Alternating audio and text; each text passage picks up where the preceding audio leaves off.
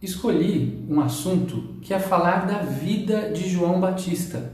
Exatamente hoje, 24 de junho, não fosse esse momento tão especial em que nós estamos nos encontrando, estariam proliferando as quermesses, porque estamos em junho, né? Festa junina, essa celebração dos três santos, né? Santo Antônio, São João Batista e São Pedro, dia 13, 24 e 29.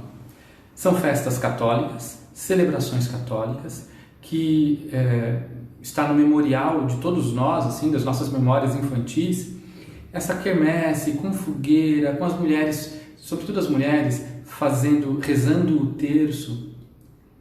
Essas datas religiosas que celebram, elas são importantes e elas fazem falta, porque a gente para um pouco com esse tema, esses assuntos muito pertinentes à matéria do dia a dia e podemos respirar, trazer uma boa palavra. Imagina isso, convidar os vizinhos e os amigos para rezar juntos, e isso é uma festa, né? Com pinhão, batata doce e pipoca, é muito positivo. Vejo isso como um aspecto da nossa cultura brasileira, algo muito belo, muito bonito. Mas hoje vamos tratar de falar um pouco sobre a vida de João Batista, que tem uma importância fundamental dentro da história da cristandade, onde nós estamos inseridos, né? Quando Jesus surge no planeta e se torna um mestre a partir dos 30 anos de idade, ele assume a sua vida pública e ele se apresenta como rabi, como mestre. Dentro da cultura judaica tem uma maneira de fazer isso. Ninguém se torna mestre por si mesmo. Ninguém simplesmente diz, eu sou o mestre. Não é dessa forma que acontece. A cultura judaica, ela é muito apegada às tradições. É uma cultura de honrar e reverenciar os antepassados. Então é muito comum essa história de pertenço à tribo de Davi, de Judá, aquela definição da sua ancestralidade. Então, para que Jesus surgisse como homem público e já conhecido e já seguido, e no caso de Jesus não só seguido, mas perseguido desde o começo, há um contexto para isso acontecer. Assim como hoje, quando alguém se forma, procura se descobrir assim, mas se formou onde? Qual é a faculdade? Onde você estudou? Isso tem uma relevância dentro do mundo capitalista, né? A origem da formação dessa pessoa. Na época de Jesus não havia essas faculdades, não eram assim, não havia as universidades. Mesmo antes, né? 500 anos antes de Cristo, nós vamos conhecer o início da filosofia ou do pensamento inteligente no Ocidente, Sócrates, Platão, Aristóteles. Um único sábio, um único filósofo, era ele uma escola inteira. Então alguém dizia, eu sou discípulo de Sócrates, eu sou discípulo de Platão, né? Alguma coisa assim. Na época de Jesus, a religião ali na Palestina é o judaísmo, obviamente. Mas assim como hoje, se a gente fala, cristianismo, em quantas vertentes religiosas diferentes o cristianismo hoje se divide? Não é diferente nas outras religiões. Então, no judaísmo da época de Jesus, havia 3 correntes principais. A maioria esmagadora da população seguia uma dessas vertentes, que era a dos fariseus, saduceus e escribas. Cada um desses pertence a uma doutrina judaica ligeiramente diferente. Todos eles adoravam a Moisés, todos eles seguiam, né? Adorar não é a palavra, né? Seguiam os ensinamentos de Moisés, de Abraão, Isaac e Jacó. Todos eles liam a Torá, seguiam os mandamentos, e todos eles eram, então, adoradores, agora sim, de Adonai, Jeová, Deus. Mas existem algumas diferenças. Quando se pega o livro sagrado e se lê, há algumas diferenças de interpretação. Então, tinha ligeiras diferenças ali. Dessas 3 doutrinas judaicas, a maior era a dos fariseus. Eles que instituíram uma interpretação bíblica da onde se originou o conceito de dízimo, por exemplo. 1/10 parte do seu lucro deve ser ofertado no templo, deve ser ofertado na sinagoga em Jerusalém. Então, essa prática que depois foi transferida para o cristianismo, do dízimo e das ofertas materiais de pecúnio para o estabelecimento religioso, se inicia com os fariseus, com essa doutrina judaica à época de Jesus. Também tem os saduceus, também tem os escribas. Existe uma outra vertente que é a dos zelotes. Se fala pouco. Essa vertente ela é mais guerrilheira, é mais combativa. Também são judeus, também leem a Torá, mas tem uma concepção mais bélica. Acreditavam que o Messias pegaria em armas, seria um homem violento, porque combateria Roma. Lembrando que a Palestina, então, neste momento, está sob o jugo de Roma, escravizado a Roma, não é? Então, ocorre isso. E, paralelamente a essas vertentes, existe uma outra vertente. Então, falei de 3 principais, o dos zelotes, que é quase escondida, eles poderiam ser denunciados, era uma seita secreta, religiosa, político-bélica, secreta, da onde tem um discípulo de Jesus, inclusive, que é Bartolomeu, se chamava Natanael. A história da conversão dele é extraordinária, mas é uma outra história. Mas tem um outro grupo religioso, uma outra doutrina, são os essênios. Os essênios eram desprezados por todas as outras doutrinas, mas os essênios eram suportados porque eles não entravam no jugo político. Os essênios, eles não cobravam dízimo ou exigiam ofertas. Eles moravam afastados do grande centro urbano, tinham outra prática diferente dos outros 3. Na Bíblia, parece que fariseus, saduceus e escribas são amigos, são irmãos, né? Não é bem assim. Eles tinham disputas entre eles, porque o seu devoto não é só devoto, é cliente. Aquilo gera renda para essas vertentes religiosas, né? Mas é que eles se uniram contra Jesus. Por isso que dá a impressão de que eram todos amigos, né? E os essênios estavam à margem disso tudo. Os essênios estavam, inclusive, fisicamente afastados do centro. Eles eram vegetarianos, moravam em cavernas, nas florestas, faziam por ali as suas casas, viviam em harmonia com a natureza. Eram vegetarianos porque já tinham um conceito de comunhão com a natureza.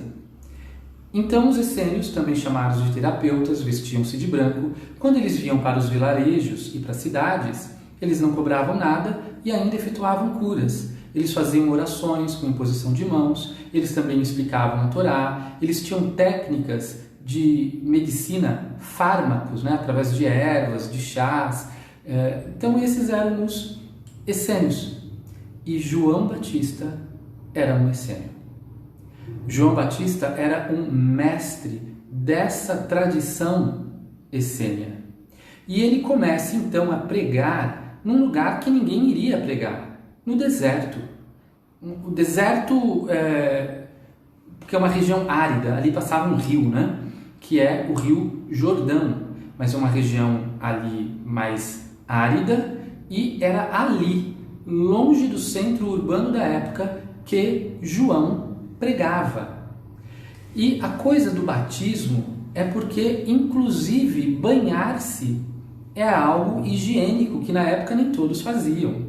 Quando nós lemos a Bíblia, a gente vê que quando alguém vai visitar o outro, era de bom costume que quem recebia o visitante lhe desse uma bacia com água para lavar as mãos e os pés. Jesus mesmo lava os pés dos discípulos. E às vezes a gente não entende esses aspectos da cultura. O banho era escasso, a água era escassa, né? Então estar à margem de um rio e mergulhar as pessoas em água e tirá-la é a simbologia da purificação. E dizia João Batista: eu vos batizo em água, mas virá aquele que, vindo depois de mim, é antes de mim, porque é maior do que eu. Ele os batizará com fogo. Eu os batizo em água. Traçai caminhos retos para a sua vida. E esse é João.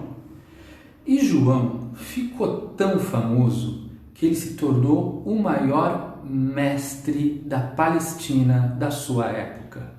Multidões saíam dos vilarejos mais distantes e vinham ouvir João pregar e por ele serem batizados. Isso gerou um ciúme dos escribas, dos saduceus e dos fariseus, que viam de tempos em tempos perturbar João. Quem é você? Você é um profeta? Você é o Messias esperado? Você é a quem a gente está esperando? João dizia, não sou eu. Mas aquele que virá depois de mim, porque é antes de mim, esse de quem eu não sou digno de desatar as fivelas das sandálias. Esse é o Salvador, que virá depois. Então, esse é João. Quando Jesus se apresenta a João, João já estava no ápice da popularidade da sua existência naquele momento. João, o precursor, ele veio justamente para preparar os caminhos para a vida de Jesus. João tinha uma missão específica. O propósito da sua missão era justamente esse: preparar o caminho para Cristo. Quando então Jesus, numa tarde, surge para ser batizado por João, porque para que Jesus fosse mestre, ele teria que ser pelo povo, pela tradição da sua época, ser reconhecido por... Mas de que tradição você vem? Você é filho de José, o carpinteiro. Sim, mas e aí, qual é a tradição? Por que você é rabi? Por que você é mestre? Porque ele foi batizado pelo sábio, pelo profeta, pelo homem mais popular da sua época. A voz que clama no deserto, João, que tantas vezes os escribas, os saduceus e fariseus iam perguntar-lhes: se você não é nenhum dos profetas antigos, se você não é o Messias prometido, por que tu batizas com água? E João repetia: eu sou a voz que clama no deserto, traçai caminhos novos para os seus pés, arrependei-vos, vos batizo em água, para que mudes de vida, mas aquele que virá, que é maior do que eu. Então as pessoas estavam esperando. Quem é esse? Que o próprio João, tão respeitado, admirado e temido por alguns. De qualquer maneira, João não precisou ser crucificado porque ele estava pregando no deserto. Ele não apresentava um poder, um perigo político. Ele era, embora tivesse uma figura impressionante, né? Quando Jesus surge, João diz: esse é o homem. Esse é aquele de quem eu profetizei, que vindo depois de mim era antes de mim, porque é maior do que eu. Aquele de quem eu não sou digno de desatar as fivelas das sandálias, porque este é o Cordeiro de Deus que tira os pecados do mundo. E quando Jesus se aproxima, João ainda diz, só para Jesus: eu é que deveria ser batizado por você. Mas Jesus diz: convém que se cumpra a profecia, convém que se cumpra as Escrituras. Então, nesse momento, Jesus se coloca como alguém para ser batizado por João. E ali é feito o batismo de Jesus. E neste momento, Jesus já é considerado mestre. É ele o homem de quem João falava. Então, esta foi a missão de João Batista, que num dia como hoje se celebra, né? O próximo ato da vida de Jesus foi, após o batismo, ir para o deserto. Jesus vai passar 40 dias e 40 noites no deserto. Só então ele volta para começar a sua trajetória de 3 anos que nós conhecemos. Convém uma passagem ainda sobre a vida de João e Jesus crianças.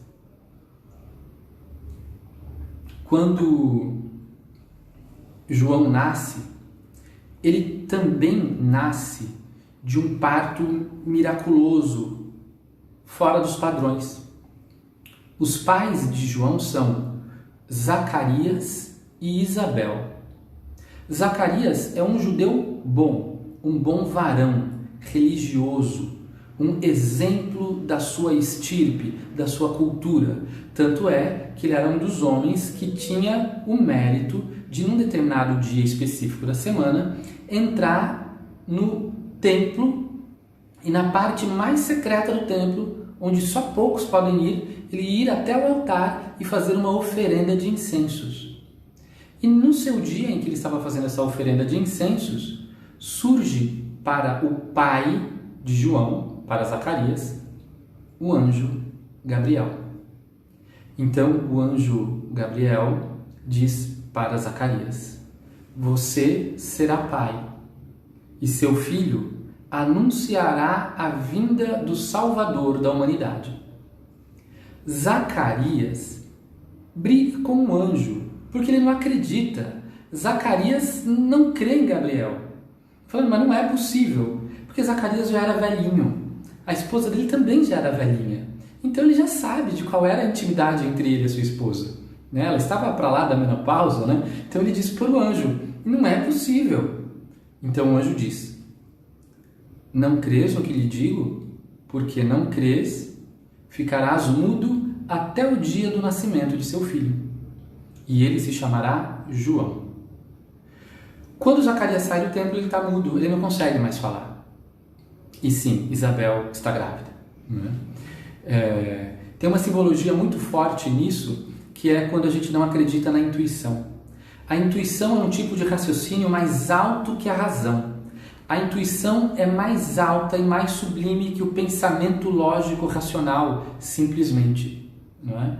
E então, quando Zacarias desobedece o anjo, é porque ele está em falta de sintonia.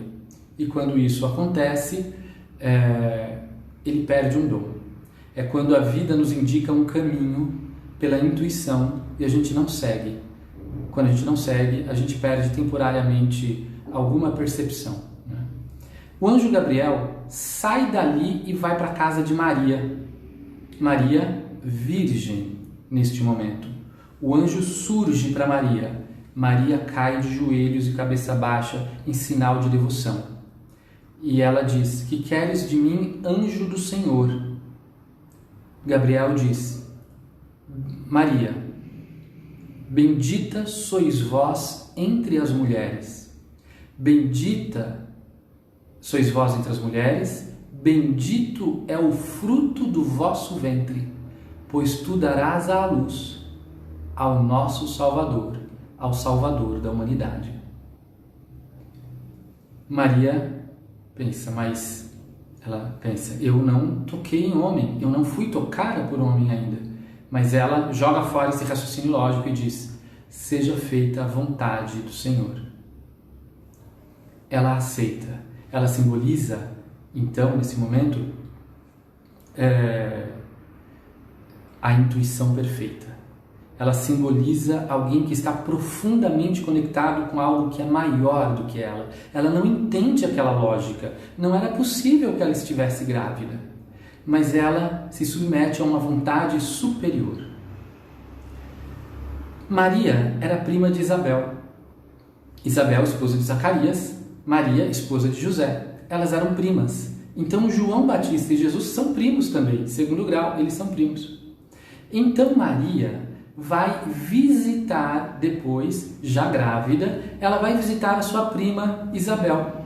E quando chega à casa de Isabel, na narrativa bíblica diz que Isabel ela é invadida por um Espírito Santo. Ela põe a mão na garganta e diz: quão honrada e digna sou eu de receber a mãe do meu Salvador. Ela põe a mão na garganta e se espanta. Ela fala assim: nossa, Maria, não sei por que eu disse isso, mas alguma coisa acontece, porque na minha barriga o meu filho se moveu quando você chegou. E Maria disse: eu vim avisar que eu estou grávida. Ela falou assim: mas eu já sei, né, que você está grávida. E sabia por esses mecanismos, né? Então havia ali uma sintonia, né, entre elas. Elas conversaram, as duas estavam grávidas. Quando Maria volta para casa, ela não poderia voltar para visitar Isabel, Isabel não poderia visitá-la, porque elas estavam grávidas e haveria uma diferença de 6 meses apenas do parto de cada uma.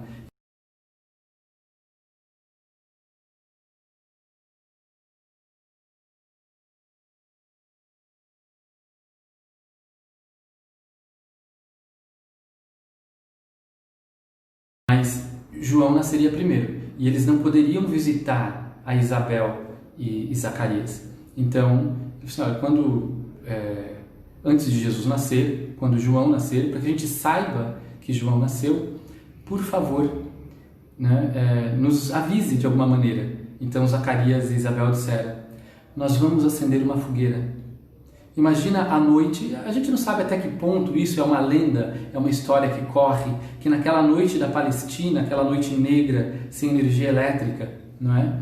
Então, quando João nasce, Zacarias acende uma fogueira. A casa de Zacarias e Isabel não é tão longe assim de José e Maria. Havia uma distância, uma boa distância, mas uma fogueira na noite seria vista, seria possível ver naquela direção. É essa tradição que deu origem à fogueira de São João. É uma tradição cristã que na noite que nasce João, Zacarias acende uma fogueira para que naquela distância da sua vizinhança, José e Maria soubessem: João nasceu. É nascido o precursor. Então essa é uma pequena narrativa dessa figura tão importante para a cristandade que é João Batista. Que tomemos por exemplo para a nossa vida prática. Essas histórias elas não devem ser apenas para nos entreter, mas para despertar em nós sentimentos nobres, sentimentos elevados. Qual a reflexão que podemos trazer daqui entre tantas outras? Eu retiro um pensamento, porque quando João batizou a Jesus, ele vai parar de batizar aos poucos. Já não é mais importante, João. E ele diz: agora é preciso que eu diminua para que ele cresça. João faz questão de apagar a sua luz para que todo o foco fique em Jesus. E eu penso, zero ego. João estava a serviço de uma força maior. João estava a serviço de um propósito maior. Ele não tinha ego. Ele não queria ser visto. Ele não estava falando porque ele queria humilhar os doutores da lei da Judéia ou de Judá. João não estava ali porque ele queria que todo mundo gostasse dele, porque ele era demais, porque ele vivia na floresta, porque ele era vegetariano. Poderia dizer que ele era vegano, né? Porque ele comia, na verdade, alfarroba, traduziram por gafanhoto essa palavra. Alfarroba, tâmara, damasco, figo, as coisas da sua época. Não era ego. Quantas amizades são rompidas por ego?